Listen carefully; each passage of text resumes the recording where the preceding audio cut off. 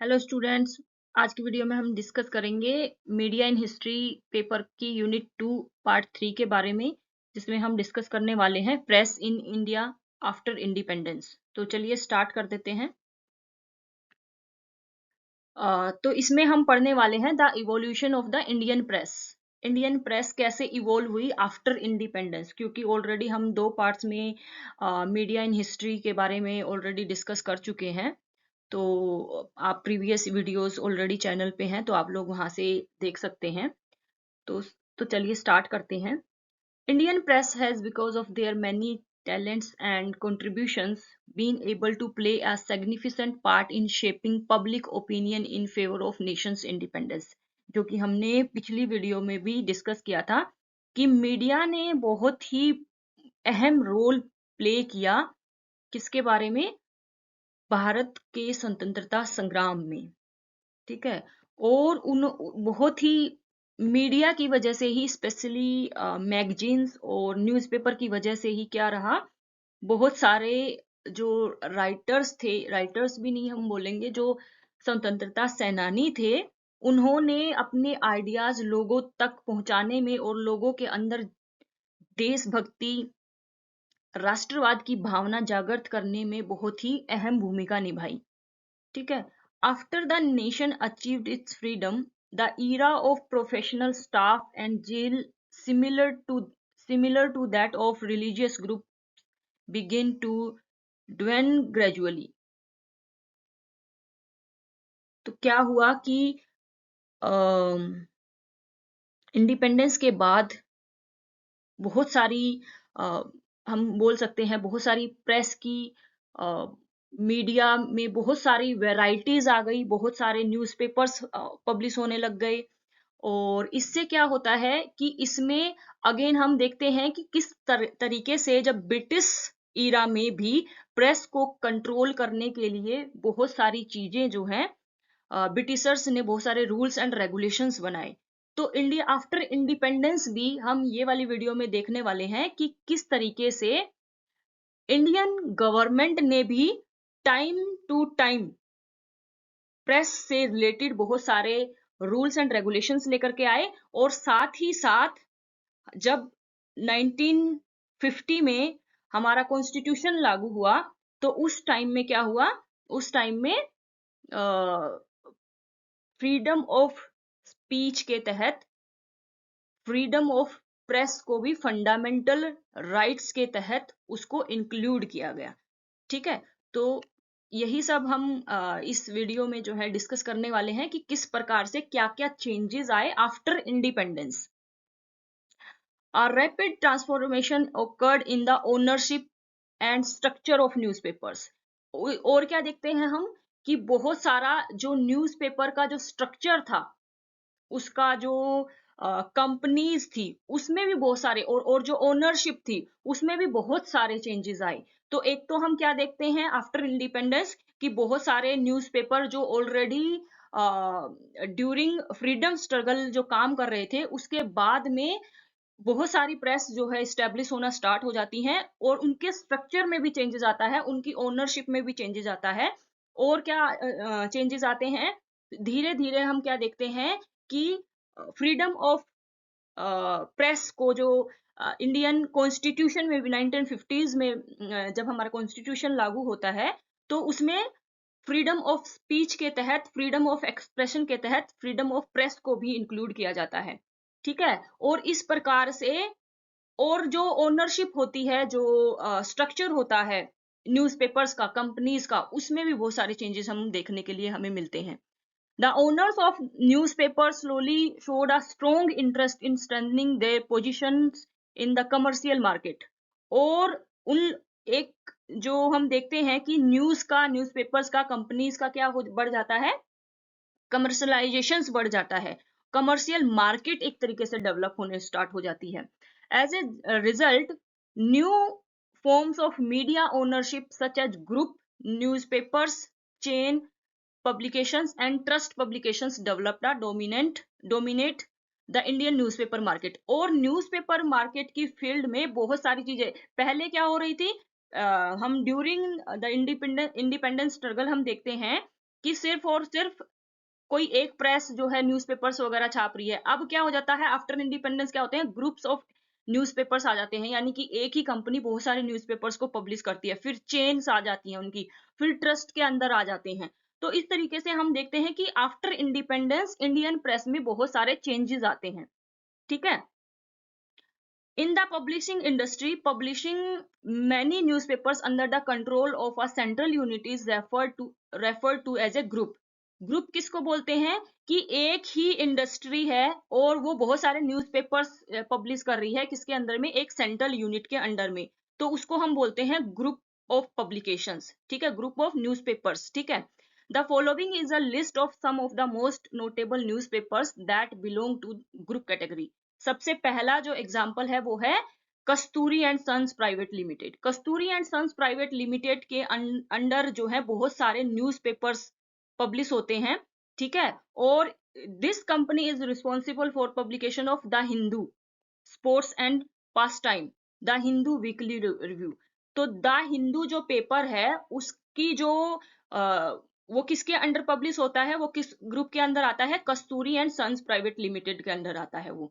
ठीक है। तो इस प्रकार से ग्रुप किसको बोलते हैं, ग्रुप ऑफ पब्लिकेशंस किसको बोलते हैं, ग्रुप ऑफ न्यूज़पेपर्स हम किसको बोलते हैं, जिसके अंडर बहुत सारे न्यूज़पेपर्स आते हैं, लेकिन कंट्रोल किसके पास रहता है, एक सेंट्रल यूनिट के पास रहता है, लेकिन उस वो सेंट्रल यूनिट पब्लिकेशंस बहुत सारे न्यूज़पेपर्स का करती है, जैसे कि द हिंदू, इसका हम एग्जांपल ले रहे हैं। कस्तूरी एंड सन्स प्राइवेट लिमिटेड एक कंपनी है जो कई सारे न्यूज़पेपर्स को पब्लिश करती है, जैसे the Hindu, sports and pastime, Hindu weekly review. ठीक है। सेम इस प्रकार से there are several chain newspapers in India including those, for example Ramnath Goenka headed the chain Express Newspapers Private Limited. एक एग्जांपल है रामनाथ गोयंका जो उसको हेड करता है, चेन बहुत सारी चेन है। ठीक है। और ये कौन सी चेन को फुल हेड करता है, एक्सप्रेस न्यूज़पेपर लिमिटेड। और जो सर, और ये कौन है, रामनाथ गोयंका कौन है, इसके चेयरमैन भी है। यानी कि चेन का क्या सिस्टम होता है कि उसके अंदर में बहुत सारी जगहों पर उसकी ब्रांचेस होती हैं, जैसे कि the express Newspapers Private limited जिसकी अंडर में आती हैं द इंडियन एक्सप्रेस, आप लोगों ने ये न्यूज़पेपर सुना ही होगा इसका नाम, which is a daily English newspaper issued from new Delhi, Bombay, Vijayawada, Bangalore, Madras and Madurai. ये देखिए कि चेन ऑफ न्यूज़पेपर्स का मतलब क्या होता है। अभी हम क्या देख रहे हैं कि किस प्रकार से आफ्टर इंडिपेंडेंस जो इंडिया में मीडिया है और स्पेसिफिकली न्यूज़पेपर्स में भी बहुत सारी कैटेगरीज बन गई हैं। ठीक है। एक तो हो गया ग्रुप ऑफ पब्लिकेशंस, दूसरा हो गया चेन। ग्रुप ऑफ पब्लिकेशंस में हमने क्या देखा कि बहुत सारे एक ही सेंट्रल यूनिट के अंदर बहुत सारे न्यूज़पेपर्स पब्लिश होते हैं। ठीक है। अब चेन सिस्टम के अंदर क्या होता है, एक ही सिंगल ओनरशिप के अंदर बहुत सारी जगहों में बहुत सारे न्यूज़पेपर्स पब्लिश होते हैं। तो जैसे हमने एग्जांपल लिया द एक्सप्रेस का। ठीक है। द एक्सप्रेस के अंदर में न्यू दिल्ली में इसका पब्लिकेशन हाउस है, फिर इसका बॉम्बे में है, विजयवाड़ा में है, बेंगलोर में है, मद्रास में है, मदुरई में है। ठीक है। और ये अलग अलग जगहों पे अलग अलग भाषाओं में भी न्यूज़पेपर पब्लिश करते हैं, जैसे कि मराठी न्यूज़पेपर पब्लिश होता है, कहाँ से, बॉम्बे से। ठीक है। और उसका नाम भी अलग है, लोक सत्ता। ठीक है। ये मराठी ही नाम है। ठीक है। और Dinamani daily newspaper published in Tamil, based in Madurai, Madurai में है जो तमिल भाषा में पब्लिश होता है। तो चेन सिस्टम आप, आई होप आप लोगों को समझ में आ गया होगा। बच्चे ये यूनिट सेकंड का थर्ड पार्ट है। ठीक है।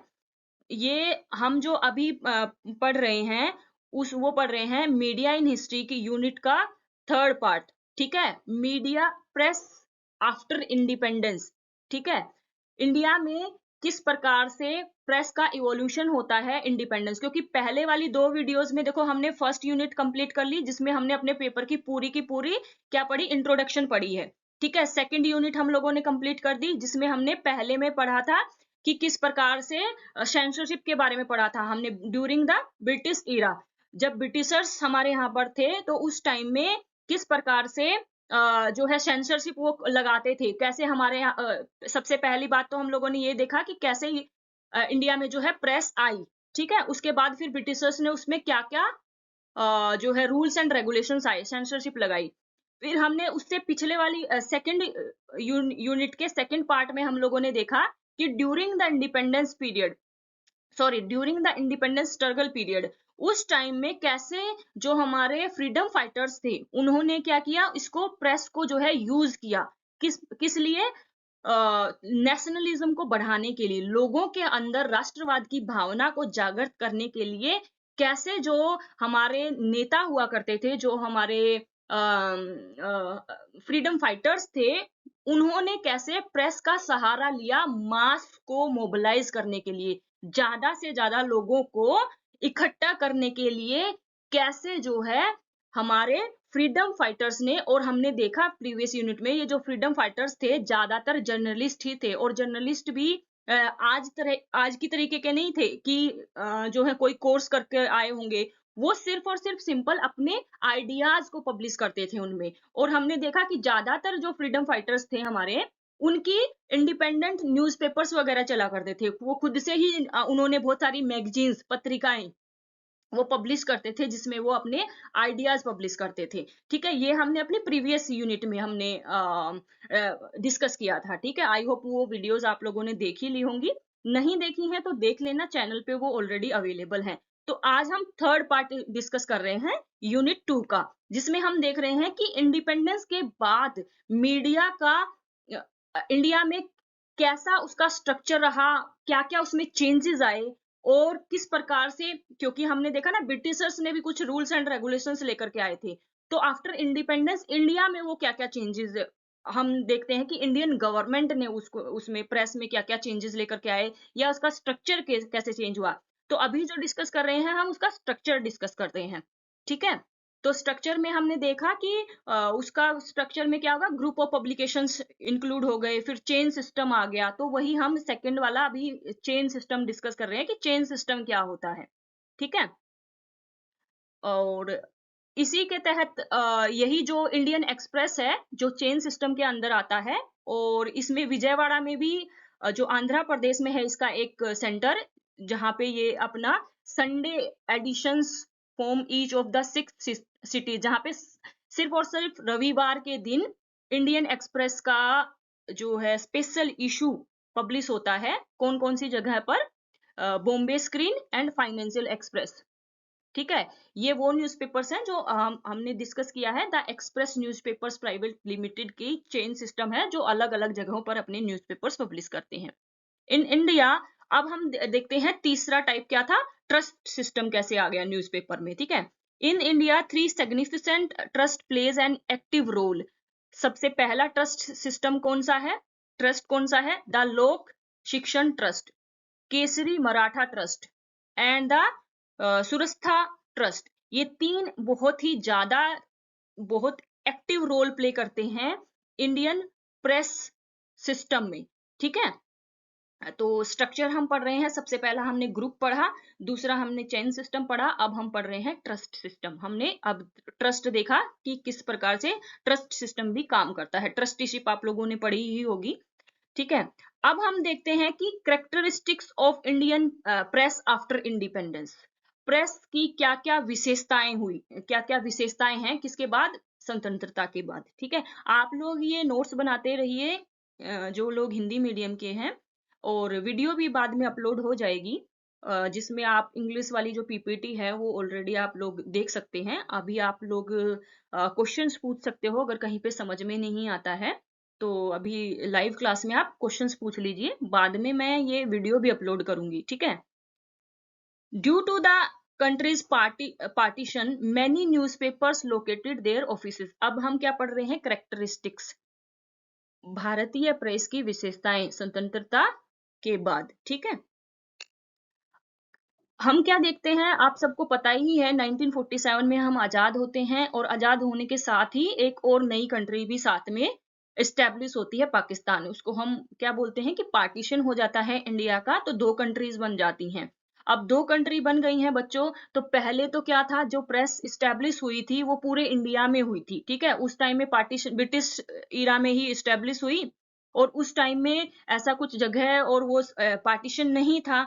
तो जब पार्टीशन होता है तो बहुत सारी प्रेस के जो ऑफिसेस थे उन्हें भी लोकेट होना पड़ता है, ठीक है? क्यों ऐसा होता है हमें पता ही है, क्योंकि जो कंट्री बनी, दूसरी कंट्री जो बनी पाकिस्तान, वो किसके बेस पे बनी? वो रिलीजन के बेस पे बनी, ठीक है? और इंडिया ने क्या है, इंडिया सेक्युलर ही रहा, तो हमने ऐसी कुछ शर्तें नहीं लागू की, लेकिन फिर भी लोग क्या हो गए, एक तरीके से बहुत सारे लोगों ने जो है शिफ्ट किया, और इसके शिफ्ट करने के साथ साथ जो लोगों के बिजनेस थे, और प्रेस भी हम एक तरीके से बोल सकते हैं कि एज ए बिजनेस उस टाइम पे डेवलप होना स्टार्ट हो गया था, या फिर हम बोल सकते हैं कि ये उस टाइम में बिजनेस भी ना होकर के एक तरीके से बहुत, जब एक चीज है जिसने बहुत ज्यादा अहम रोल प्ले किया है, और ड्यूरिंग ब्रिटिश इरा उस टाइम में हम देखते हैं कि ऐसे डिवाइड भी नहीं था, तो दोनों ने ही अहम भूमिका निभाई, चाहे वो मुस्लिम्स थे या हिंदूज थे, ठीक है ना? पार्टिसिपेट तो दोनों ही तरीके के लोगों ने किया था, दोनों ही रिलीजन के लोगों ने किया था, लेकिन जब पार्टीशन हुआ तो लोगों को क्या हो गया कि जो न्यूज़पेपर्स के ऑफिसेस थे उनको रीलोकेट होने पड़ा, क्योंकि लोग रीलोकेट हुए, ठीक है? और हमने अपनी प्रीवियस वीडियो में ये डिस्कस भी किया था कि किस प्रकार से जो लैंग्वेज का भी डिवीजन हो गया था, कि हिंदूज की जो लैंग्वेज थी न्यूज़पेपर्स की, वो हिंदी हो गई थी, और जो उर्दू लैंग्वेज थी वो किसकी, मुस्लिम्स जो न्यूज़पेपर्स थे, जो एडिटर्स थे, वो इसको यूज करते थे, ठीक है? The partition forced many journalist into living there previous offices. Partition से क्या हुआ, जो जर्नलिस्ट थे उन्होंने, बहुत सारे जर्नलिस्ट को अपनी जो, जहां जिस जगह पर उनके ऑफिसेस थे उनको छोड़ना पड़ा। Despite several obstacles, the press as a whole was able to turn to normal circumstances, and it increasingly focused its attention on the myriad positive challenges the country was confronting।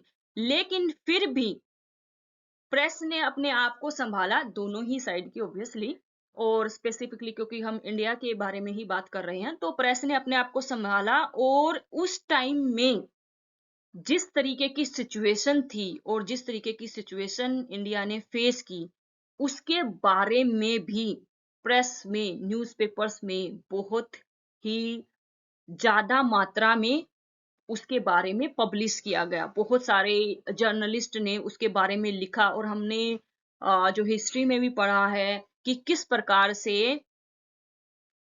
जब partition हुआ तो India ने, या जो भी दोनों ही side के लोगों ने, बहुत ही बुरी हालत फेस की थी। मास लेवल पे वायलेंस हुई थी। बहुत सारे लोगों ने अपना घर खोया, बहुत सारे लोगों ने अपने रिश्तेदार खोए, बहुत सारे लोगों ने अपने लव्ड वंस, यानी कि जो उनके चाहने वाले थे, अपनी जगह, अपना घर परिवार, बहुत सारी चीजें खोई थी। तो ऑब्वियसली प्रेस उससे कैसे अछूती रह सकती थी, लेकिन फिर भी इस चीज से इंडियन प्रेस ने अपने आप को संभाला इस सिचुएशन से, और इस सिचुएशन के बारे में लिखना भी स्टार्ट किया, ठीक है? Throughout this period, there was a renaissance in the news services, और एक हम देखते हैं न्यूज सर्विसेज में एक पुनर्जागरण की सिचुएशन हम देखते हैं न्यूज़पेपर्स, न्यूज सर्विसेज में। The presentation forces operating at various levels kept the journalism environment vibrant, और यही सारी चीजों ने उसको, जो इंडियन प्रेस थी उसको, और उसके एनवायरनमेंट को और वाइब्रेंट बनाया। Several initiatives by journalists in independence India effectively brought the journalistic profession into the spotlight। और ये हम देखते हैं कि जर्नलिज्म में इंडिपेंडेंस इंडिया के इस टाइम में एक अलग ही प्रोफेशनलिज्म हम इसमें देखते हैं। प्रोफेशनलिज्म क्या होता है कि पर्टिकुलर उस चीज के बारे में नॉलेज होना, ठीक है? तो पहले के जो हमारे जर्नलिस्ट थे, वो प्रोफेशनल्स नहीं थे, वो ऐसे ही अपने आइडियाज, अपने व्यूज पब्लिश करते थे, लेकिन आफ्टर इंडिपेंडेंस हम देखते हैं प्रोफेशनलिज्म इसमें आ जाता है। और भी एक मतलब क्या होता है प्रोफेशनलिज्म का या प्रोफेशन का, कि लोग इसको एज ए प्रोफेशन चूज करने लग जाते हैं, अपने सिर्फ और सिर्फ आइडियाज ही को ही लोगों तक पहुंचाने के लिए नहीं, बट एज ए उसको हम बोल सकते हैं एम्प्लॉयमेंट या जॉब का भी उसको जरिया मान लेते हैं। ठीक है, और ठीक है, इसके इंपॉर्टेंट क्वेश्चंस भी हम लोग डिस्कस करेंगे, डोंट वरी। हम एक बार क्या करते हैं ना, अपनी सारी यूनिट्स को कंप्लीट कर लेते हैं। कंप्लीट करने के बाद आप लोग सारी वीडियोस देख लेना, उससे क्या होगा, आप लोगों को बहुत इजी रह जाएगा जब हम क्वेश्चंस को डिस्कस करेंगे। क्योंकि पता है क्या है, अभी क्वेश्चंस हम डिस्कस कर लेंगे ना, क्वेश्चंस को मैं आप लोगों को सिर्फ सिर्फ और सिर्फ क्वेश्चंस नहीं बताऊंगी, उन क्वेश्चंस का आंसर कैसे लिखना है, और क्वेश्चंस को आंसर फ्रेम कैसे करना है, कौन कौन सी चीजें उसमें आपको मटेरियल कौन सा डालना है, ये सारी चीजें भी बताऊंगी। तो एक बार हम यूनिट अपना जो जितनी भी यूनिट्स हैं उनको कंप्लीट कर लेते हैं, फिर हम क्वेश्चंस को डिस्कस करेंगे। ठीक है, और आप लोगों को बताऊंगी कि ये क्वेश्चन में आपको ये मटेरियल डालना है, यहाँ से आपको इसमें डालना है, और ये चीजें ये पॉइंट्स आपको इसमें लिखने हैं। ठीक है, तो डोंट वरी, क्वेश्चंस भी हम डिस्कस करेंगे। अब जब स्टार्ट किया है तो ऑब्वियसली अच्छे से ही इसको करेंगे, और आप लोग टेंशन मत लो। मैंने स्पेसिफिकली ये वाला पेपर इसीलिए स्टार्ट किया है क्योंकि बहुत सारे स्टूडेंट्स क्या बोल रहे थे कि मैम इस पेपर पे हमें कहीं पर भी कोई भी वीडियो वगैरह यूट्यूब पे मिल नहीं रही है। तो इसी वजह से आप लोगों की मैंने लाइव क्लासेस भी लेना स्टार्ट की, ताकि आप लोग जब मैं पढ़ा रही हूँ तो आप लोगों को कोई डाउट हो तो आप लोग पूछ सको। ठीक है, अदरवाइज सॉरी, अदरवाइज मैं वीडियोस तो बना के डाल ही रही थी, लेकिन बच्चे बोल रहे थे कि मैम लाइव क्लासेस लो। ठीक है, तो हम लोग क्वेश्चंस भी डिस्कस करेंगे। अच्छा, और क्या चेंजेस आते हैं after independence? Newspaper readership increased throughout the post independence era. Readership क्या होती है? जो उन न्यूज़पेपर्स को पढ़ने वाले होते हैं वो होती है रीडरशिप। ठीक है, and reached record levels for numerous daily and weekly publications. और इससे क्या होता है, जब रीडरशिप बढ़ गई है, उसको पढ़ने वाले लोग बढ़ गए हैं, तो क्या हो गया, उसका जो डेली जो पब्लिकेशन था और जो वीकली पब्लिकेशंस थे वो भी इंक्रीज हो गई। ठीक है, it was essential to become paper self sufficient to accommodate the increasing circulation. इसके लिए क्या हो गया कि जो पेपर जिसपे पब्लिश होता है, ठीक है, वो एक स्पेशल पेपर होता है। ठीक है, पब्लिकेशंस के लिए भी मैगजीन्स का आप लोगों ने देखा होगा, जो प्रिंटिंग पेपर होता है वो अलग होता है, न्यूज़पेपर का जो प्रिंटिंग पेपर होता है अलग होता है, और इसके साथ साथ जो अलग अलग न्यूज़पेपर्स हैं उनके जो प्रिंटिंग पेपर्स हैं वो भी अलग अलग हैं। ठीक है, तो जैसे ही रीडरशिप इंक्रीज हुई तो क्या हो गया, इसकी डिमांड भी बहुत ज्यादा बढ़ गई। ठीक है, India accomplished paper self sufficiency by establishing manufacturing facilities in India to augment the supply coming from the other countries.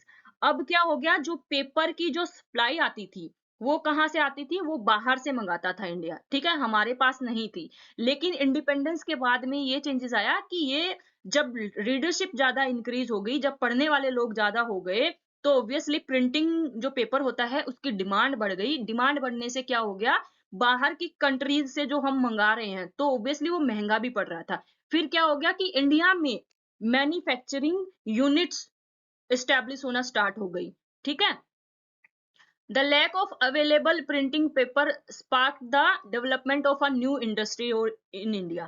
इससे क्या हो गया, पेपर की कमी होने लग गई, तो मैंने बताया कि नई एक इंडस्ट्री उभर कर आई कि भाई अब न्यूज़पेपर की हम क्या करेंगे, मैन्युफैक्चरिंग यूनिट स्टैब्लिश करेंगे या मैन्युफैक्चरिंग कंपनीज करेंगे, जो कि स्पेसिफिकली न्यूज़पेपर्स के लिए और मैगजीन्स के लिए पेपर का मैन्युफैक्चर करेगा। ठीक है, और इसको क्या बोलते हैं हम, जो जिसपे पब्लिश होता है ना पेपर, उसको हम न्यूज प्रिंट प्रोडक्शन बोलते हैं। ठीक है, जो इंडस्ट्री एस्टेब्लिश हुई मैन्युफैक्चरिंग की, किसकी, पेपर जो प्रिंटिंग पेपर होता है उसकी जो इंडस्ट्री एस्टेब्लिश हुई, उसको हम न्यूज प्रिंट प्रोडक्शन हमने इसको नाम दिया। ठीक है, the Nipah mills located in Nagpur, Nipah Nagar close to Nagpur began operations in 1956 and had a daily output capacity of 120 tons. तो एक जो है मिल का नाम मैंने यहाँ पे एग्जांपल लिया है, नेपा मिल्स, जो कहाँ पे है, नेपा नगर में, और नेपा नगर कहाँ है, नागपुर में। इसने 1956 में अपना मैन्युफैक्चरिंग कंपनी स्टार्ट की और इसने 120 टन कैपेसिटी की कैपेसिटी की इसने कंपनी स्टार्ट की, यानी कि इसका जो कंपनी थी एक दिन में 120 टन प्रिंटिंग जो न्यूज़पेपर का जो मटेरियल होता है उसको मैन्युफैक्चर करना स्टार्ट किया। ठीक है। Due to an extraordinary increase in circulation, advertising income increase. अब देखिए इसमें एक बहुत ही बेहतरीन बदलाव आता है। किसमें? एक तो आप यहां से क्या है, इन सारी चीजों को आपको एनालाइज करते हुए भी चलना है। इंडिपेंडेंस से पहले जो न्यूज़पेपर्स पब्लिश हो रहे थे ड्यूरिंग फ्रीडम स्ट्रगल, ठीक है, उस टाइम में क्या वो अपने आइडियाज वगैरह पब्लिश करने के लिए, और उसमें हमने क्या पढ़ा था कि ये कोई बेनिफिट के लिए नहीं थे, बिजनेस नहीं था। लेकिन आफ्टर इंडिपेंडेंस इसमें बिजनेस भी ऐड हो रहा है। एक तो मैन्युफैक्चरिंग कंट्रीज जो कंपनीज हैं वो बिजनेस लेकर के आ रही हैं। ठीक है। दूसरा, इन जैसे जैसे रीडरशिप बढ़ी, इंक्रीज हुई, दायरा इंक्रीज हुआ पढ़ने वाले लोगों का, वैसे वैसे क्या हो गया, एडवर्टाइजमेंट के लिए भी बहुत बड़ा प्लेटफॉर्म न्यूज़पेपर्स ने, मैगजीन्स ने प्रोवाइड करवाया। ठीक है। और इससे क्या हो गया, जो न्यूज़पेपर्स थे उनकी इनकम बहुत ज्यादा इंक्रीज हो गई, 4 गुना उनकी इंक्रीज हो गई, क्योंकि ऑब्वियसली उनको रेवेन्यू ज्यादा मिलने लग गया, उनके वहां पर एडवर्टाइजमेंट आने लगी। आप न्यूज़पेपर्स में देखते हो ना, बहुत सारी एडवर्टाइजमेंट आती हैं, तो उससे क्या होता है, न्यूज़पेपर को क्या मिलता है, उससे न्यूज़पेपर्स को रेवेन्यू मिलता है, उससे वो पैसे देते हैं, तब वो अपने उसमें न्यूज़पेपर में उसको प्रिंट करते हैं। ठीक है। Many newspapers saw a surge in revenue equal to more than what it had been before the Second World War. और इस रेवेन्यू में इतना ज्यादा चेंजेस देखने को मिला जितना कि जो है इंडिपेंडेंस के स्ट्रगल के टाइम पे भी नहीं था। और जो सेकेंड वर्ल्ड वॉर का यहाँ पे एग्जांपल लिया है कि सेकेंड वर्ल्ड वॉर में बहुत ज्यादा मात्रा में जो है पब्लिकेशंस वगैरह हुआ था, और जितना ज्यादा पब्लिकेशन होगा उतनी ज्यादा एडवर्टाइजमेंट न्यूज़पेपर्स में छपेंगी और इंक्रीज होगा रेवेन्यू। ठीक है। As a result of the high income, several publications were able to mass sufficient resources and which they subsequently put to use in increasing their production capacity and improving their technological infrastructure. अब क्या हुआ, जैसे ही newspapers के publishing houses के income increase हुई, तो जो उससे उनको बेनिफिट हुआ, जो उनसे उनको हम बोल सकते हैं जो सरप्लस थी, उसको उन्होंने कहाँ पे यूज करना स्टार्ट कर दिया, प्रोडक्शन की कैपेसिटी बढ़ाने में, और ज्यादा पब्लिकेशन हाउस एस्टेब्लिश करने में, और ज्यादा चेन बनाने में, और जो टेक्नोलॉजी है जो यूज होती है किसमें, न्यूज़पेपर प्रिंटिंग में या मैगजीन प्रिंटिंग में, जो टेक्नोलॉजी यूज होती है उसको इम्प्रूव करने में उसमें उसको खर्च किया जाने लगा। ठीक है। पहले देखते हैं मशीनें जो हैं, क्योंकि रिसोर्सेज कम थे तो मशीनों के जो टेक्नोलॉजी थी वो कम थी, क्योंकि इंडिया के पास तो इंडिपेंडेंस के तुरंत बाद भी वो टेक्नोलॉजी नहीं आई, तो खरीदनी पड़ती थी बड़ी बड़ी मशीन, है ना, बाहर की कंट्रीज से। तो इनकम इंक्रीज हुई, तो ये पब्लिकेशंस की जो मशीन है जो बेहतर टेक्नोलॉजी की हैं, बाहर की विदेशों से भी ये पब्लिशिंग हाउस थे, तो इनकी जैसे ही इनकम इंक्रीज हुई तो उन्होंने बेहतर टेक्नोलॉजी ये लोग अपनी जो कंपनीज थी, इनकी पब्लिकेशन कंपनीज, इनमें लाना स्टार्ट किया। ठीक है। Newspapers made substantial orders for the most modern equipment, और बहुत सारे मॉडर्न इक्विपमेंट जो हमने अभी डिस्कस किए वो ऐड हो गए न्यूज़पेपर की दुनिया में। Once they put the equipment into operation, there was a visible rise in the quality of newspapers published in India. इससे क्या हुआ, जो क्वालिटी थी न्यूज़पेपर्स की वो भी इम्प्रूव हुई, कि बेहतर टेक्नोलॉजी लेकर के आए वो पब्लिश करने के लिए, तो इससे क्या हो गया, जो क्वालिटी थी न्यूज़पेपर्स की वो भी बढ़ गई। ठीक है, वो भी और ज्यादा अच्छी हो गई। The ranks of the journalist increased, और जो जर्नलिस्ट की रैंक्स थी वो भी इंक्रीज हो गई। ठीक है। And administrative efficiencies also improved inside the organisations, और जो ऑर्गेनाइजेशन इनसाइड द ऑर्गेनाइजेशन का मतलब किसी भी न्यूज़पेपर कंपनी में काम करने वाले जो भी कर्मचारी होते हैं, जो भी एडमिनिस्ट्रेशन होता है, एडिटर हो गया, फिर उसको पब्लिशर हो गया, या मशीनों पे काम करने वाले लोग हो गए, तो जो भी हैं उस वो एडमिनिस्ट्रेशन की जो एफिशिएंसी है वो भी इंक्रीज हो गई, वो भी बेहतर हो गई और अच्छी हो गई। The newspapers improve their organisational capacities, और न्यूज़पेपर्स ने जो उनका ऑर्गेनाइजेशनल कैपेबिलिटीज थी, काम करने वाले लोग थे, वो सारी चीजें भी इंक्रीज हो गई। And their owners administered them more methodologically, और जो उनके ओनर्स थे उन्होंने भी उसको और बेहतर तरीके से, बेहतर मेथड्स अपना करके उनको क्या करना स्टार्ट कर दिया, एडमिनिस्टर करना स्टार्ट कर दिया।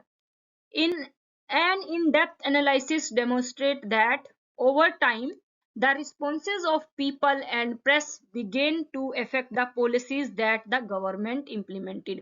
और धीरे धीरे क्या हुआ कि जो लोगों के जो रिस्पॉन्सेस थे और उनसे, और जो प्रेस का जो एक रूप उभर करके सामने आया, उससे क्या हो गया, जो गवर्नमेंट की जो पॉलिसीज आ रही थी उनको भी प्रेस जो है इन्फ्लुएंस करना स्टार्ट कर दिया। ठीक है, और इसी के साथ साथ हम देखते हैं an audit bureau of circulation was established in Bombay in 1948 to ensure that each of its members newspapers would have enough circulation।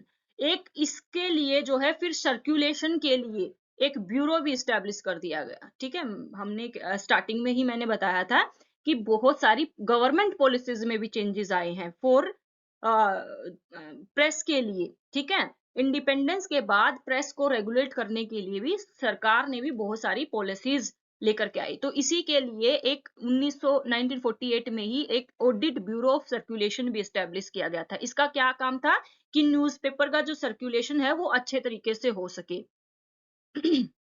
With no shareholding and limited liabilities by guarantee, this bureau operates for the public good। और ये जो bureau बनाया गया था, ये किस लिए establish किया गया था, ये लोगों के पब्लिक गुड के लिए, कि लोगों के पास अच्छे से न्यूज़पेपर्स की पहुंच हो सके, लोगों के पास न्यूज़पेपर सर्कुलेट हो सके, इसलिए बनाया गया था। The ABC is among a handful of international organizations whose distribution certificates of any given newspaper are recognized and valid worldwide। और ये जो ब्यूरो था, ये जिस भी न्यूज़पेपर को सर्टिफिकेट दे देता था, उसका सर्टिफिकेट कि ये न्यूज़पेपर जो है अपने न्यूज़पेपर को सर्कुलेट करने के लिए मान्य है, उसको अगर ये सर्टिफिकेट मिल जाता था तो उसकी मान्यता पूरा वर्ल्ड वाइड में ही उसको रिकॉग्नाइज किया जाता था। ठीक है, to preserve the reputation of its certificates the ABC emphasizes good circulation. और उसकी जो रेपुटेशन थी ABC की इतनी ज्यादा थी कि इस रेपुटेशन को बचाए रखने के लिए ये जो है बहुत ही ज्यादा अच्छे सर्कुलेशन पे, यानी कि बहुत बेहतरीन सेवाओं पर जो है विश्वास करता था या फोकस करता था।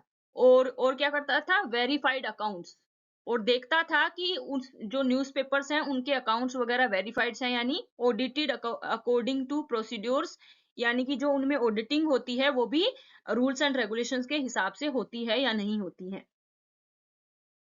Using its panel of auditors to conduct reviewing, re-evaluating and surprise audits। Sorry, इसके लिए वो क्या करता था, इनके पास एक पैनल टीम होती थी जो जाकर के देखती थी कि जो न्यूज़पेपर, जो पब्लिकेशंस हाउस हैं, वो लोग अच्छे से ऑडिट कर रहे हैं या नहीं कर रहे हैं, अच्छे से वो इवेलुएट कर रहे हैं या नहीं कर रहे हैं, उनमें जो भी फाइनेंस से रिलेटेड जो भी चीजें हैं उसमें ऑडिट अच्छे से हो रहा है या नहीं हो रहा है। ठीक है ना, ताकि ये जो ऑडिट ब्यूरो ऑफ सर्कुलेशन है इसकी ऑथेंटिसिटी बनी रहे। ठीक है, the ABC has 562 daily newspapers, और इस ABC ब्यूरो के अंडर 562 डेली न्यूज़पेपर्स आते हैं, और 107 वीकली न्यूज़पेपर्स पर जो ABC जो है ध्यान रखता है। ठीक है, 50 मैगजीन्स के पब्लिकेशंस पर, 125 एडवर्टाइजिंग कंपनीज के ऊपर ये अपनी नजर बनाए रखता है, और 45 एडवर्टाइजर्स के ऊपर, 22 new advertising companies and organisations as members.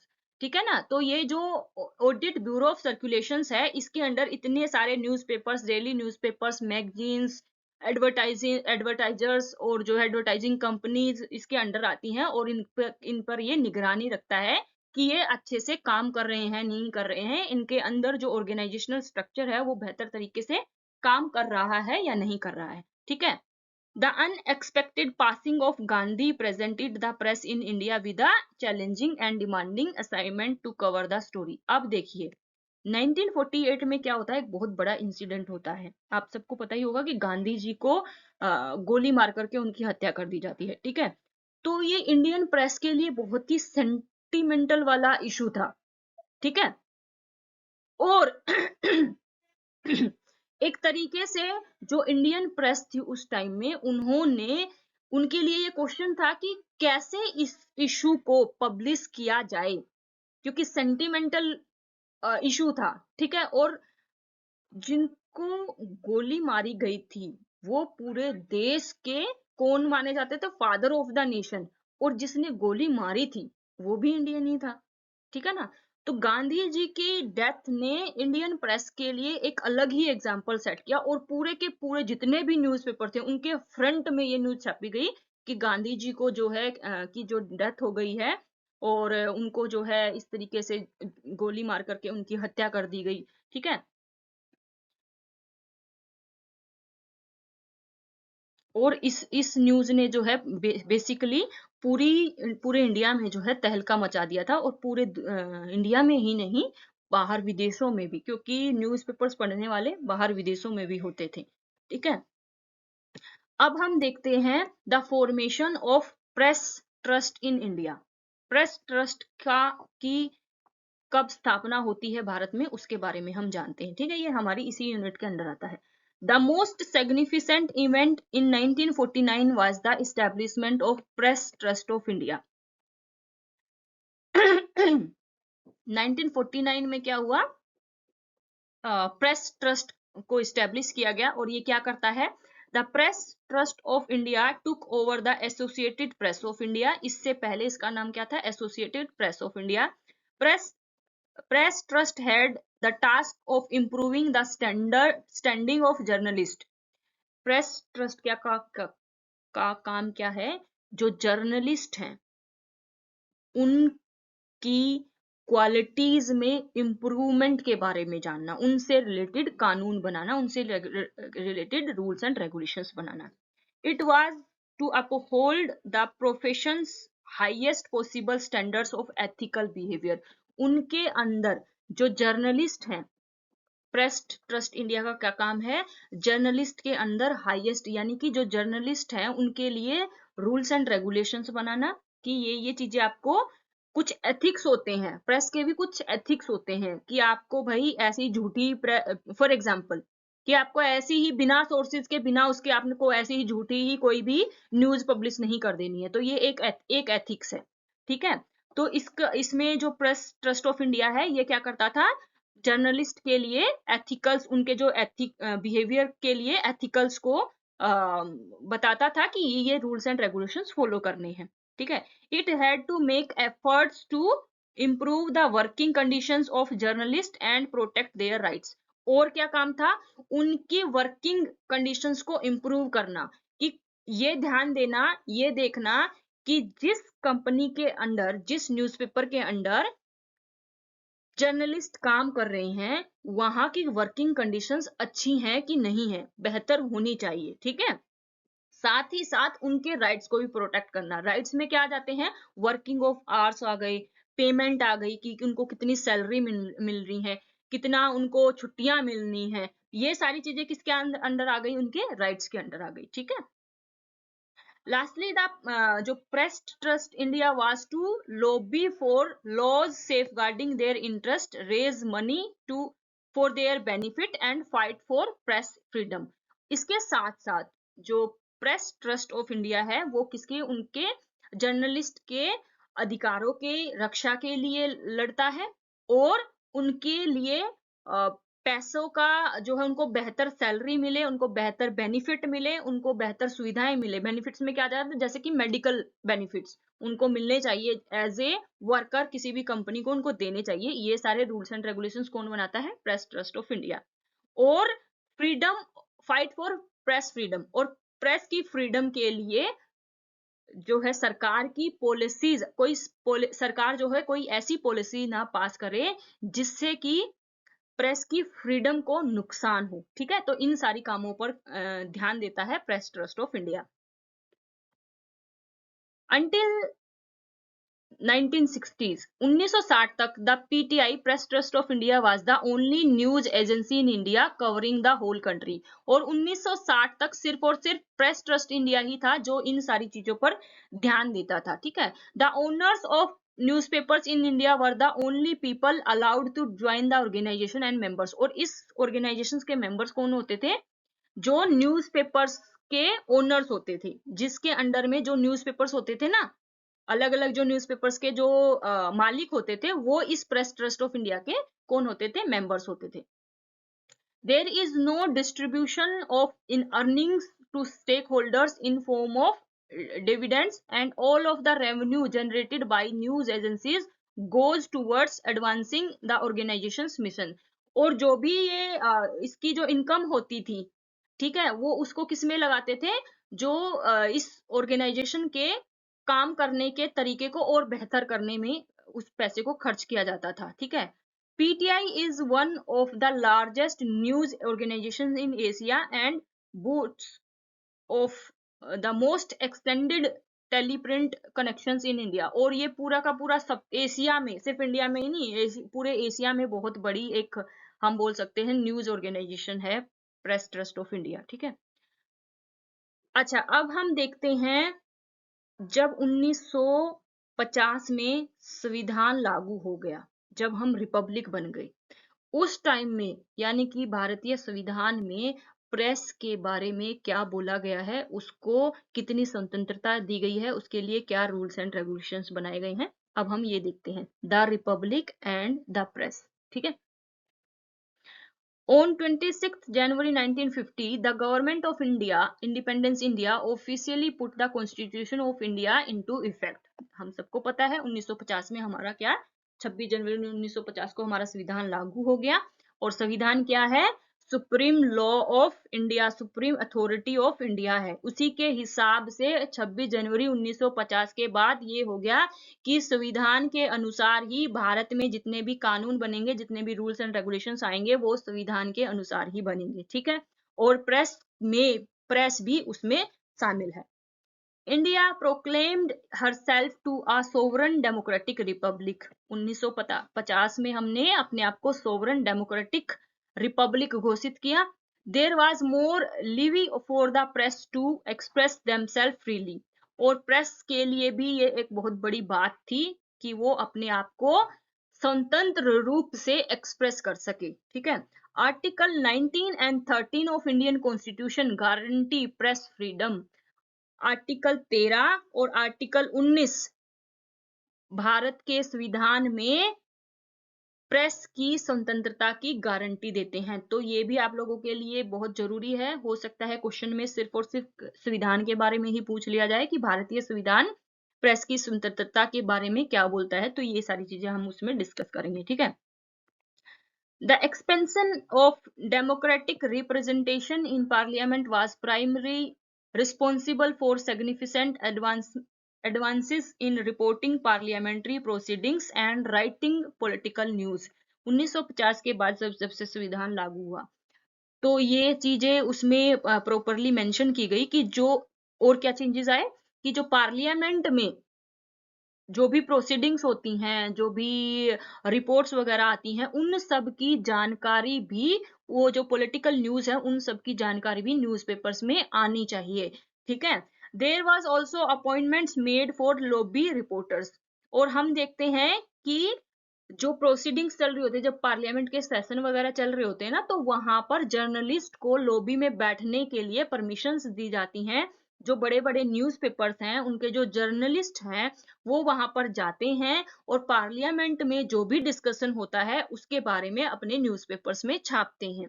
ठीक है। Journalism became more vibrant and colourful due to the use of this approach. इसकी वजह से क्या हुआ कि जो जर्नलिज्म है वो और ज्यादा वाइब्रेंट हो गया। वाइब्रेंट का मतलब बहुत सारी उसमें वेराइटीज आ गई और बहुत ही इसमें चीजें और भी ऐड हो गई। ठीक है। The editorial page took on a much more political tenure due to the increased interest in political activities। इससे क्या हो गया, लोगों की राजनीति में रुचि बढ़ गई और रुचि बढ़ने से क्या हुआ कि एडिटोरियल जर्नल जो कॉर्नर होता है न्यूज़पेपर्स में, उसकी बहुत ज्यादा डिमांड बढ़ गई। ठीक है। As a result of India's new found status as a democratic nation, an increasing number of international reporters have set up shop in India. इससे क्या हो गया कि बहुत सारे जो जर्नलिस्ट, जो फॉरनर जो न्यूज एजेंसीज हैं, उनके भी पब्लिशिंग हाउस, उनके भी ऑफिसेज इंडिया में इस्टेब्लिश होने लग गए, ये जानने के लिए कि इंडिया में क्या चल रहा है, पॉलिटिकल एक्टिविटीज क्या चल रही हैं। क्योंकि इंडिया क्या है, सबसे बड़ी डेमोक्रेटिक कंट्रीज है, तो इंडिया में सिर्फ और सिर्फ इंडियन प्रेस के ऑफिसेज ही नहीं है, इंडियन प्रेस ऑफिसेज नहीं है, इंटरनेशनल लेवल के जो भी बाहर की विदेशों की जो बड़ी बड़ी कंट्रीज हैं, उनके जो बड़े बड़े न्यूज़पेपर्स हैं, उनके ऑफिसेज भी इंडिया में हैं। क्यों है? इंडिया की पॉलिटिकल एक्टिविटीज के बारे में जानने के लिए। ठीक है। In January 1951, the government adopted a newsprint control order because of unexpected scarcity of newsprint and tremendous spike in its prices। अब क्या हो गया, देखिए मैंने बोला था ना कि इंडिया में भी प्रेस को कंट्रोल करने के लिए या कंट्रोल करने के लिए उसके जो है रेगुलेट करने के लिए रूल्स एंड रेगुलेशंस बनाने स्टार्ट हुए आफ्टर इंडिपेंडेंस। तो पहला, सबसे पहला हम कहाँ देखते हैं, 1951 में क्या होता है बच्चों कि न्यूज, हमने देखा ना कि किस प्रकार से जो रीडरशिप है, लोग कितने ज्यादा जुड़ जाते हैं, लोग न्यूज़पेपर पढ़ने वाले लोग कितने ज्यादा हो जाते हैं। तो उससे क्या होता है, उससे ये होता है कि भाई जो प्रिंटिंग मटेरियल है उसमें कमी आ जाती है। ठीक है ना। और उसको रेगुलेट करने के लिए फिर सरकार को जो है अपना हस्तक्षेप इसमें करना पड़ता है। ठीक है। तो 1951 में, जनवरी 1951 में गवर्नमेंट ने एक न्यूज प्रिंट कंट्रोल ऑर्डर जो है लेकर के आए, किसको रोकने के लिए कि ये जो न्यूज प्रिंट की जो स्केर्सिटी, यानी कि जो पेपर, प्रिंटिंग पेपर जो चाहिए होता है, उसके लिए ये एक ऑर्डिनेंस उन्होंने निकाला। The cost per page structure became mandatory. अब यहाँ पे देखिए कि जो पेपर की जो कॉस्ट है, cost per paper structure became mandatory, यानी कि जो कॉस्ट है वो मैंडेटरी हो गई कि पर पेपर कितनी कॉस्ट आ रही है उसके बारे में जानकारी देना, और उसके बारे में जो है ऑडिट बनाना, ये सारा क्या हो गया, मैंडेटरी हो गया। It hurt newspapers with broad distribution resulting in a readership decline. इससे क्या हो गया कि क्योंकि क्या हो गया ना, वो कॉस्ट के हिसाब से वो हो गया कि न्यूज़पेपर का जो कॉस्ट तय कर दी गई कि भाई एक पेपर की कॉस्ट इतनी होगी। तो उससे क्या हो गया, ऑब्वियसली जो प्रिंटिंग प्रेस है, जो प्रिंटिंग कंपनीज हैं, वो क्या करेंगी, वो उसका न्यूज़पेपर का प्राइस बढ़ा देंगी। प्राइस जब बढ़ा दिया तो उसका लोगों के उस टाइम में तो क्या होता था, गरीबी बहुत ज्यादा थी। ठीक है। तो उससे न्यूज़पेपर का प्राइस बढ़ गया। प्राइस बढ़ने से क्या हो गया कि जो रीडरशिप थी, यानी जो पढ़ने वाले लोग थे, उसमें बहुत डिक्लाइन हुआ। ठीक है। आज के टाइम में भी देखिए न्यूज़पेपर काफी महंगा आता है। बहुत सारे न्यूज़पेपर तो बहुत महंगे हैं, कोई कोई 7 रुपए का, 10 रुपए का ऐसे भी आता है। ठीक है। कोई 3 रुपए का आता है, कोई 4 का आता है, कोई 5 का आता है, अलग अलग प्राइसेस हैं। और वो प्राइसेस किस बेस पर हैं, उनकी जो मटेरियल की जो क्वालिटी है वो उस पे बेस्ड है।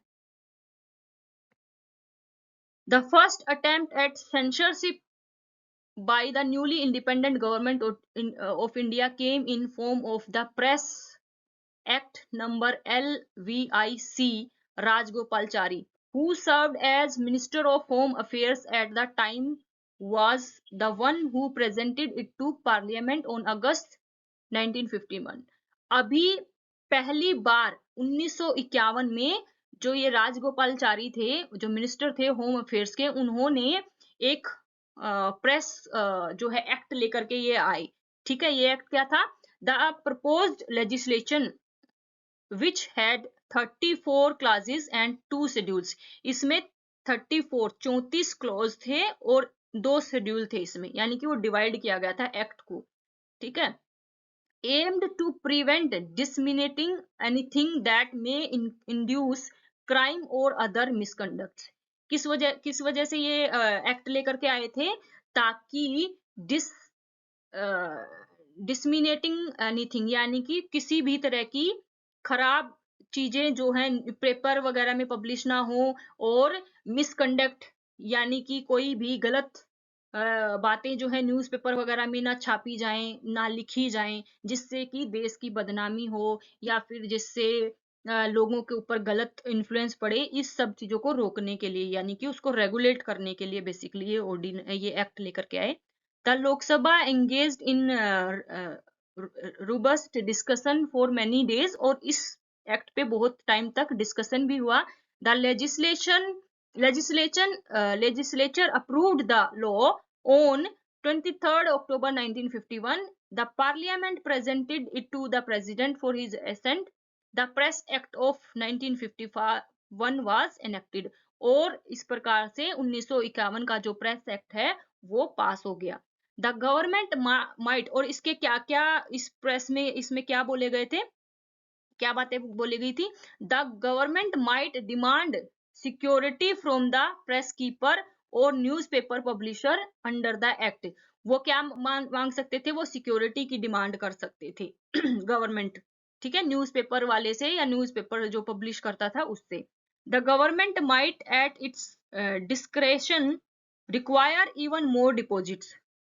समझ रहे हो? इसका मतलब ये है कि उससे सिक्योरिटी, यानी कि आपको न्यूज़पेपर पब्लिश करना है तो आपको सिक्योरिटी जमा करनी पड़ेगी। ठीक है, offenders faced a potential fine of 2000 rupees. और जो इस लॉ को ऑफेंड करता था, नहीं मानता था, तोड़ता था, उस पे 2000 रुपए तक फाइन होता था। उस टाइम में 2000 रुपए बहुत ज्यादा होते थे 1951 में। If they did not pay, they faced a possible jail sentence of 6 months। अगर वो इसको पे नहीं करते थे तो 6 महीने की उनको जेल भी हो सकती थी। The act also mandated that a jury would try all cases। और ये केस अगर कोई ऑफेंड करता था तो इस केस को जूरी के सामने, यानी कि बेंच ऑफ जजेस के सामने उसको केस को लेके जाया जाता था। There were moments when the press right to freedom of expression would confront the government's policies। एक समय ऐसा आया जो right to freedom of expression है प्रेस का, उसने जो सरकार की पॉलिसीज थी वो दोनों आमने सामने थे। उसने सरकार की पॉलिसीज को कन्फ्रंट का मतलब क्या होता है? आमने सामने की लड़ाई, की भाई ये तो हमारी प्रेस की स्वतंत्रता है, गवर्नमेंट क्या क्या पॉलिसीज लेकर आ रही है, तो ये तो प्रेस की स्वतंत्रता में आता है। और गवर्नमेंट क्या बोल रही है कि ये सारी चीजें आपको पब्लिश नहीं करनी है। तो दोनों में एक समय ऐसा आया कि दोनों के बीच में ये दोनों प्रेस और इंडियन गवर्नमेंट आमने सामने थी। In 1951, the government revised Article 19 of Constitution to limit freedom of speech and publishing for friendly relations with foreign states, public order and the prevention of incitement of offenses। Government ने क्या किया 1951 में, क्योंकि दोनों के बीच में वो बहस हो गई कि भाई ये तो फ्रीडम ऑफ प्रेस के अंदर आता है, हम तो ये सारी चीजें पब्लिश करेंगे। फिर सरकार ने क्या किया, आर्टिकल 19 में चेंजेस लेकर आए। चेंजेस में क्या बोला गया? जो फ्रीडम ऑफ स्पीच है उसको लिमिट कर दिया गया। ठीक है, और ये बोल दिया गया कि हम जो भी उसमें पब्लिश होगा वो किसी भी चीज को, किसी भी भावना को ऑफेंड नहीं करना चाहिए। ठीक है ना? फ्रीडम ऑफ स्पीच का मतलब ये नहीं है कि आप कुछ भी बोलोगे, आप कुछ भी लिखोगे, कुछ भी पब्लिश करोगे, नहीं, उसमें बिल्कुल भी वो ऑफेंसिव नहीं होना चाहिए। ठीक है, on September 11, 1951 the government revoked the news news print control order, और उसने 1952 में उसने जो न्यूज प्रिंट कंट्रोल ऑर्डर था उसको रिवोक कर दिया। The Indian society of advertisers established the same year. फिर उसी साल the Indian society of advertisers भी एस्टेब्लिश किया गया। Foster the moral and financial principle of advertising to facilitate cooperative and productive endeavors, advocated for, defended and advised members on trademarks, logos and company names। जो Indian society of advertisers establish किया गया तो इसने ये बना दिया गया कि भाई जो भी कंपनीज हैं, न्यूज़पेपर्स जो प्रिंटिंग हाउस है, वो अपने लोगोज वगैरह, कंपनी नेम वगैरह, वो सारी चीजें जो है उनके लिए क्या कर दिया गया, मैंडेटरी कर दिया गया कि उनको वो सारी चीजें बतानी पड़ेंगी। एक्सपोज्ड इफेक्टिव और dishonest commercial claims and worked with all advertising related groups and disseminating relevant data and statistics। ये सारी चीजें जो इंडियन सोसाइटी ऑफ एडवर्टाइजर्स है उसके तहत रखी गई कि इन सारी चीजों पर जो इंडियन सोसाइटी ऑफ एडवर्टाइजर्स हैं वो इन सब चीजों का ध्यान रखेंगी। ठीक है, फिर आता है एक जो बहुत ही इंपॉर्टेंट चेंज है, वो है द प्रेस कमीशन 1952। ठीक है, 1952 में प्रेस कमीशन का इस्टेब्लिशमेंट होता है। कोई भी कमीशन क्यों बनता है या कोई भी कमेटी क्यों बनाई जाती है, वो इसलिए बनाई जाती है उस फील्ड में चेंजेस लाने की जब जरूरत होती है, रिफॉर्म्स की जब जरूरत होती है। तो ठीक है, तो 1952 में ये महसूस किया गया कि जो इंडियन प्रेस है उसमें कुछ बदलाव लाने की जरूरत है, उसमें कुछ चेंजेस लाने की जरूरत है। तो उसके लिए एक कमीशन का गठन किया गया। और ये कमीशन क्या देखता है, इसमें कुछ जो प्रोफेशनल बोल सकते हैं या फिर हम जो एक्सपर्ट होते हैं, इसमें एक्सपर्ट्स कौन होते हैं, उस फील्ड की जिन्हें जानकारी होती है। और जानकारी किस लिए होती है, क्योंकि उन्हें ये देखना होता है कि गवर्नमेंट, क्योंकि ये कमीशन गवर्नमेंट ही स्टैब्लिश करती है, गवर्नमेंट को सुझाव देने के लिए कि इस चीज में हम देख रहे हैं ना कि सरकार और प्रेस के बीच में किस प्रकार से कन्फ्रंट कर रहे हैं दोनों एक दूसरे को, तो उसमें क्या क्या चेंजेस की जरूरत है, इसके लिए 1952 में एक प्रेस कमीशन बनता है। The government establish a commission on 3 October 1952 to conduct an inquiry into the situation of the Indian press. Indian press की सिचुएशन पर एक इंक्वायरी बिठाने के लिए ये 3 अक्टूबर 1952 को ये कमीशन बनाया गया। The Indian government established the commission with Bombay High Court judges of G.S. राजा धाइक्सा। ये बॉम्बे हाई कोर्ट के कौन थे, जज थे। ठीक है, सर्विंग एज इट्स हेड, और ये इस कमीशन के हेड भी थे। ठीक है, other members of the commission were A.D. Mani, M. Chalapathi Rao, A.R. Bhatt, Jaipal Singh, T.N. Singh, P.H. Patwardhan, doctor Zakir Hussain, Acharya Narendra Dev, doctor V.K.R.V. Rao, doctor C.P. Ramaswami Iyer and J.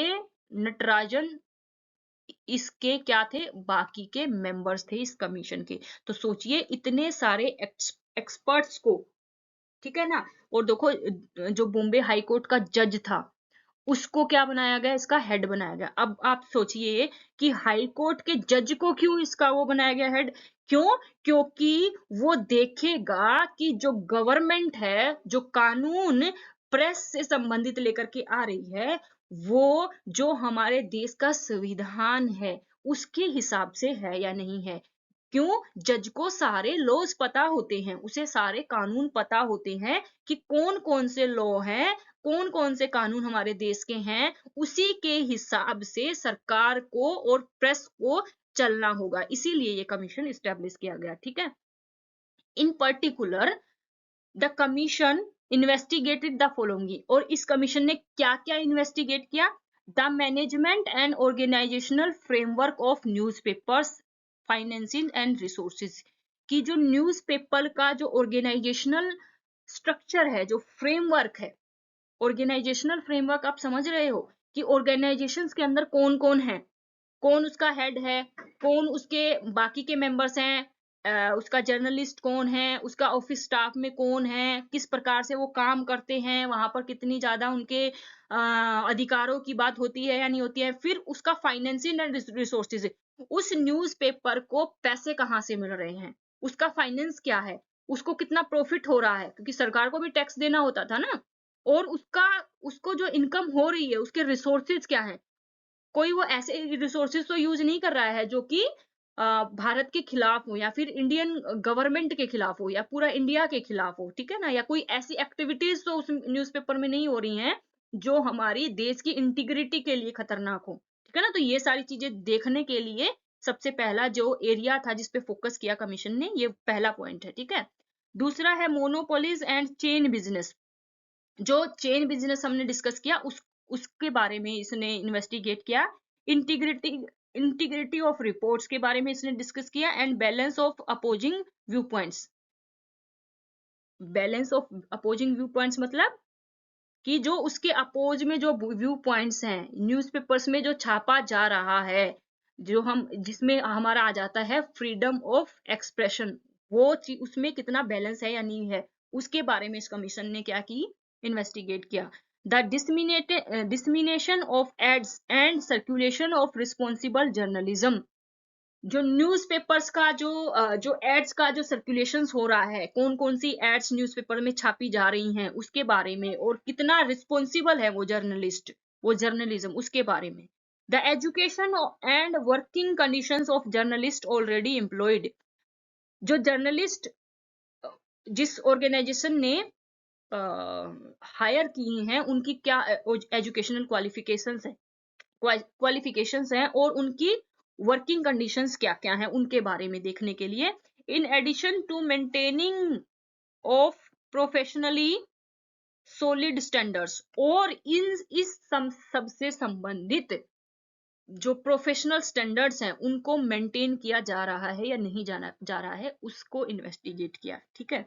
The provision of newsprint के क्या क्या प्रोविजंस हैं, as well as encouragement of the domestic production of printing and newsprint equipment. और किस पर जो investigate किया कि कौन कौन से न्यूज प्रिंट हैं, उसके प्रोविजंस क्या क्या हैं। प्रोविजंस में क्या आ जाएंगे कि भाई आपको इतना ही न्यूज प्रिंट पब्लिश करना है, प्रोड्यूस करना है, मैन्युफैक्चर करना है। क्यों? क्योंकि सरकार ने उस पे एक तरीके से उसकी लिमिटेशन स्टैब्लिश कर दी थी ना, कि भाई आपको लिमिट है कि लिमिटेड ही आप लोगों को, आपको सारा का सारा उसका क्या क्या चार्जेस हैं वो सारी चीजें मेंशन करनी पड़ेंगी, है ना, जो प्रीवियस स्लाइड में हम लोगों ने डिस्कस किया। The channel of communication between the government and the press और गवर्नमेंट के बीच में आपस में कम्युनिकेशन कैसे होता है, उस चैनल के बारे में इन्वेस्टिगेट किया। Press freedom as well as repeal और revision of laws that are inconsistent with it. Freedom of press के बारे में इन्वेस्टिगेट किया, और जो उससे रिलेटेड जो लॉज हैं उनके रिविजन्स के बारे में, इन सब के बारे में जो भी समस्याएं हैं उन सब के बारे में इन्वेस्टिगेट किया। In 1954, press commission released its report with recommendations। 1954 में इस कमीशन ने अपनी रिपोर्ट पब्लिश की, ठीक है, और उसने क्या रिकमेंडेशंस दिए। पहले तो कमीशन ने क्या किया, वो सारी फील्ड्स देखी जहां जहां पे उसको इन्वेस्टिगेट करना था। इन्वेस्टिगेशन का मतलब जहां जहां पे समस्याएं आ रही थी, ठीक है, उन सारे एरियाज पे उन्होंने क्या किया, इन्वेस्टिगेट किया। फिर उसको क्या कर दिया, अपनी रिकमेंडेशंस दिए कि ये समस्याएं हैं, तो इन समस्याओं को दूर करने के लिए रिकमेंडेशंस क्या होते हैं, इन समस्याओं से कैसे डील किया जा सकता है वो रिकमेंडेशंस है, ठीक है। पहला उसने सुझाव दिया कमीशन ने, the establishment of all India press council as a means of defending the right to free speech and expression in the press, and to assist the media in preserving its autonomy and developing an ethical code for the profession of journalism। पहला सुझाव दिया, establishment of an all India press council, एक पूरे भारत के लिए एक all India press council का establishment होगा, को इस्टेब्लिश किया जाना चाहिए, क्योंकि रिकमेंडेशन है ना, किया जाना चाहिए, जो क्या करेगा, डिफेंड करेगा right to free speech and expression को। प्रेस में जो अपने विचार हैं उनको एक्सप्रेस करने का क्या करेगा, उसके राइट्स को प्रोटेक्ट करेगा। And to assist the media, और मीडिया को असिस्ट करेगा, गाइड करेगा इन प्रिजर्विंग इट्स ऑटोनॉमी, कि अपनी स्वतंत्रता को कैसे बचाए रखना है। And developing an ethical code for the professions of journalism, और जर्नलिज्म में जो प्रोफेशंस के लिए जो एथिकल वैल्यूज हैं यानी कि एथिक्स हैं, उसके लिए एक कोड जनरेट करेगा। यानी कि कोड जनरेट का मतलब हुआ कि ये एथिकल वैल्यूज को जो जर्नलिस्ट है उनको वो फॉलो करेंगे। ठीक है ना? क्या होंगे एथिकल्स? ऐसा ही नहीं है कि झूठी खबर छाप देंगे। फ्रीडम ऑफ एक्सप्रेशन का मतलब ये नहीं है कि आप कुछ भी छाप दोगे, कुछ भी बोल दोगे, वो सब नहीं करेंगे। और आप बायस नहीं होगे कि आप किसी के प्रति कुछ बोल रहे हो, किसी के प्रति कुछ बोल रहे हो। जो आज के टाइम में हम अपनी मीडिया में देखते हैं वो तो नॉर्मल सी बात है। ठीक है। The establishment of press registrar position, दूसरा जो रिकमेंडेशन दिया वो क्या दिया कि एक registrar, press registrar position establish की जानी चाहिए। The formation of state trading corporation to handle the supply of newsprint की सप्लाई के लिए एक स्टेट ट्रेडिंग कॉरपोरेशन को भी इस्टेब्लिश किया जाना चाहिए। जिससे क्या होगा, जो सप्लाई होती है कि भाई किसी के पास जो मैन्युफैक्चरर्स हैं वो बायस भी तो हो सकते हैं। किसी न्यूज़पेपर को वो ज्यादा बोलेंगे कि हम आपको ज्यादा न्यूज प्रिंट जो है वो ज्यादा दे देंगे, न्यूज प्रिंटिंग पेपर, किसी को कम दे देंगे। तो इससे क्या हो जाएगा, जो आपस में जो कंपटीशन रहता है वो सारी चीजों पे ध्यान रखने के लिए क्या बोला गया कि एक स्टेट ट्रेडिंग कॉर्पोरेशन बनाया जाना चाहिए। The creation of trust to transfer ownership and control, एक जो ट्रस्ट और बनाया जाना चाहिए किसका, जो ओनरशिप और जो कंट्रोल है उनको कंट्रोल कर सके कि किसके पास ओनरशिप है। हमने पढ़ा ना कि एक इंडियन ट्रस्ट, प्रेस ट्रस्ट भी है। ठीक है, और उसमें सारे के सारे ओनर्स उसके मेंबर होते हैं। तो ऐसे ही एक क्रिएशन ऑफ ट्रस्ट की बात की गई, transfer ownership and control.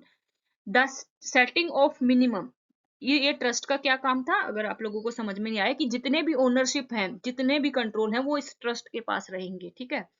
The setting of minimum basic पे फॉर वर्किंग जर्नलिस्ट, जर्नलिस्ट के लिए एक मिनिमम बेसिक पे होना चाहिए कि भाई इतने, ये जर्नलिस्ट की जो है जैसा हम बोलते हैं ना सैलरी, भाई ऐसा ना हो कि कोई प्रिंटिंग न्यूज़पेपर कंपनी जो है जर्नलिस्ट की सैलरी कम दे रहा है, ज्यादा दे रहा है। वो तो ठीक है, उनकी क्वालिफिकेशंस और एक्सपीरियंस के हिसाब से हो सकता है, लेकिन एक मिनिमम तो होना चाहिए ना कि भाई इतनी तो जर्नलिस्ट की सैलरी होगी ही होगी, इतना तो पे करेगी ही करेगी। ऐसा ना हो कि जैसे कि उस जर्नलिस्ट को आप वो बोलोगे कि नहीं, आपको तो हम 10,000 में ही रखेंगे। तो एक मिनिमम, हर किसी की एक बेसिक सैलरी डिसाइड की हुई है ना, तो वो मिनिमम उसने क्या सुझाव दिया, ये हम 1952 की 54 की बात कर रहे हैं। ठीक है, उस टाइम पे ये मिनिमम पे वाला सिस्टम नहीं था, तो जर्नलिज्म में तो नहीं था। तो एक मिनिमम पे उनके लिए बोला गया कि ये डिसाइड होनी चाहिए।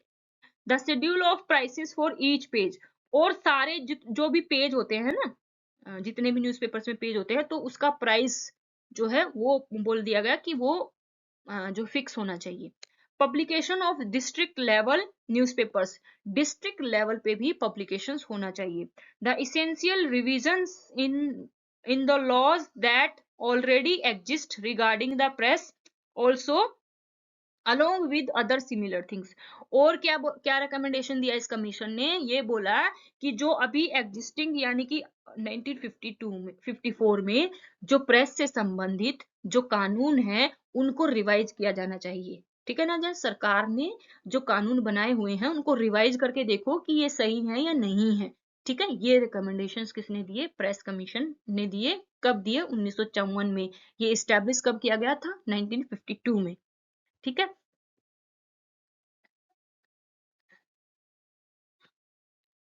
और इसने और क्या हुआ फिर, Indian government implemented some of the press commission's recommendations. Indian government ने क्या किया, सारे रिकमेंडेशंस को इम्प्लीमेंट नहीं किया, कुछ रिकमेंडेशंस को मान लिया।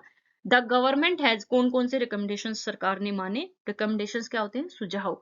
The government has created the office of the press registrar as an official institute, और सरकार ने एक प्रेस रजिस्ट्रार का ऑफिस बना दिया, ठीक है। It has also enacted legislation mandating that owners of newspapers pay their journalists at least the state mandated minimum wage। और के कौन से रिकमेंडेशन को मान लिया गया कि जो न्यूज़पेपर्स के जो ओनर्स हैं वो अपने जर्नलिस्ट को मिनिमम पे जरूर देंगे, तो उसके लिए वो मिनिमम पे डिसाइड कर दी गई सरकार ने। The government establish 2 committees to draft a code of ethics for journalist and create the press council. और क्या किया सरकार ने, कमेटी, एक कमेटी बना दी, 2 कमेटी बनाई।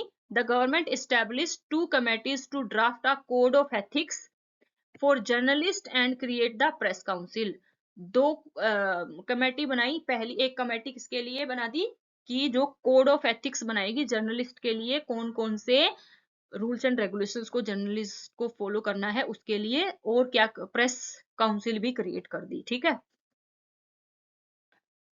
और जो इंडिपेंडेंस के बाद हम चेंज देखते हैं प्रेस में इंडिया में, वो क्या है, financial and other new ventures. Financial यानी कि किस प्रकार से, पहले न्यूज़पेपर्स में क्या हो रहा था कि सिर्फ और सिर्फ जो आइडियाज हैं उन सबको न्यूज़पेपर में डाला जा रहा था, या जो पॉलिटिकल ओपिनियंस के बारे में एडिटोरियल जर्नल थे। लेकिन एक और चीज जो इसमें ऐड हो गई, वो क्या, फाइनेंशियल सिस्टम इसमें ऐड हो गया। As a result of launch of 2 daily newspapers dedicated to business and industry, financial journalism has developed into a significant component of overall landscape। इसमें क्या हो गया, 2 ऐसे न्यूज़पेपर्स जुड़ गए जो सिर्फ और सिर्फ फाइनेंस से संबंधित, सिर्फ और सिर्फ बिजनेस से संबंधित उसमें जो है आर्टिकल्स उसमें लिखे जाने लगे। पहला था the times of India group publishes an economic focus daily title the economic times, while the express group of newspapers publish the financial express।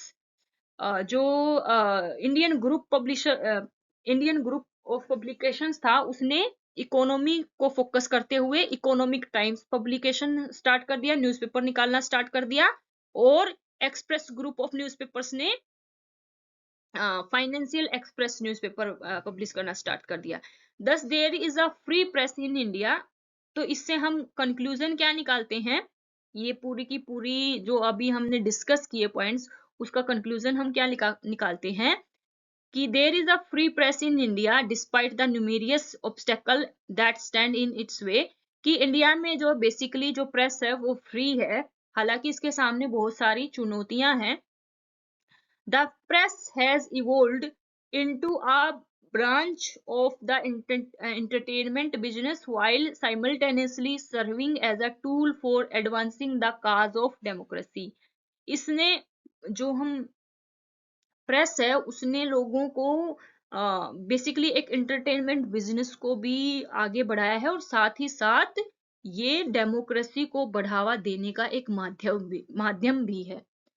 The purpose of the feature articles and reports published in most Indian newspapers and newspapers and magazines is to amuse and pleasure the readers।